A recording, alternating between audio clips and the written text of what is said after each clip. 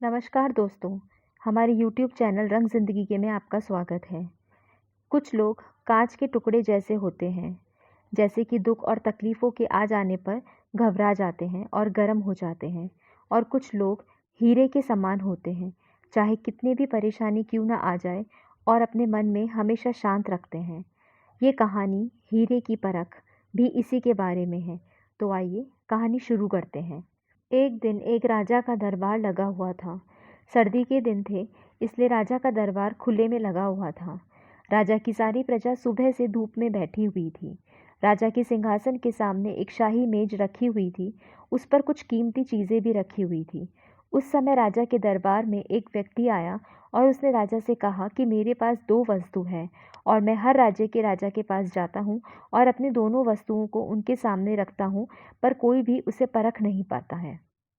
मैं विजेता बनकर घूम रहा हूँ। अब मैं आपके राज्य में आया हूँ।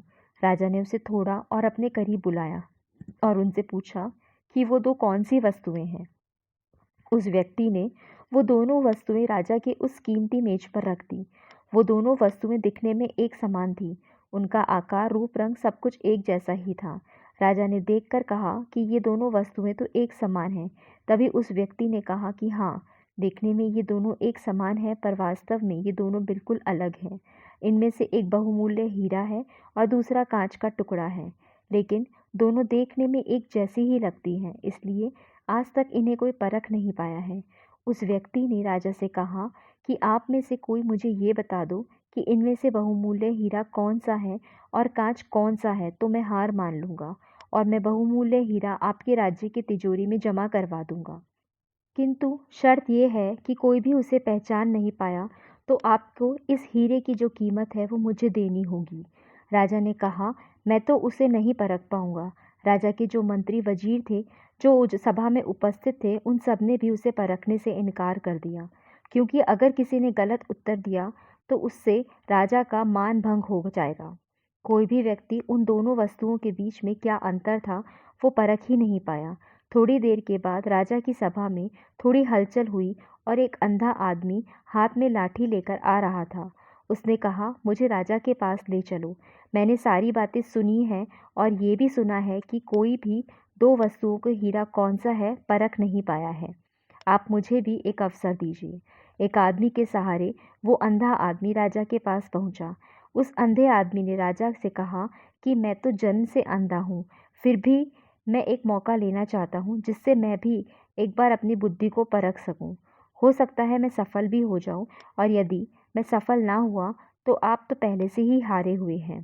राजा को लगा कि मुझे इसे एक अवसर देना चाहिए और उन्होंने उस व्यक्ति से कहा कि अच्छा, ठीक है, मैं तुम्हें एक अवसर देता हूँ। उस अंधे आदमी को दोनों चीज़ें छुआ दी गई और उनसे पूछा गया कि इनमें से हीरा कौन सा है और कांच कौन सा है। उस अंधे आदमी ने एक क्षण में बता दिया कि ये हीरा है और ये कांच है। जो आदमी इतने सारे राज्यों को जीत कर आया था वो नतमस्तक हो गया और बोला कि आपने बिल्कुल सही पहचाना है। धन्य हो आप। मैं ये हीरा आपके राज्य की तिजोरी में दे रहा हूँ। सब लोग बहुत खुश हुए और जो आदमी आया था वो भी खुश हो गया कि आखिर कोई तो परखने वाला मिला। उस आदमी ने, राजा ने और सभा में हाजिर सभी व्यक्ति ने उस अंधे आदमी से पूछा कि आखिर तुमने कैसे पता किया कि हीरा कौन सा है और कांच कौन सा है। उस अंधे आदमी ने कहा कि सीधी सी बात है, हम सब लोग धूप में बैठे हुए हैं। मैंने दोनों को छुआ, जो ठंडा था वो हीरा था और जो गर्म हो गया वो कांच था। ये कहानी हमारी ज़िंदगी से जुड़ी हुई है। हमारी ज़िंदगी में भी दुख, तकलीफ़ और परेशानियाँ आती रहती हैं, लेकिन उन सारी तकलीफ़ों और परेशानियों में भी जो इंसान ठंडा रहता है, जो इंसान खुश रहता है, वो इंसान हीरे के समान होता है।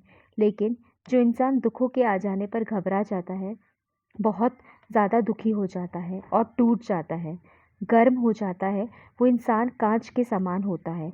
अगर आप ये चाहते हो कि आपकी कीमत हीरे के समान हो, तो दुख और तकलीफ़ों के आने पर कांच के टुकड़े के समान कभी भी गर्म मत होना, बल्कि हीरे के समान आप हमेशा शीतल रहना।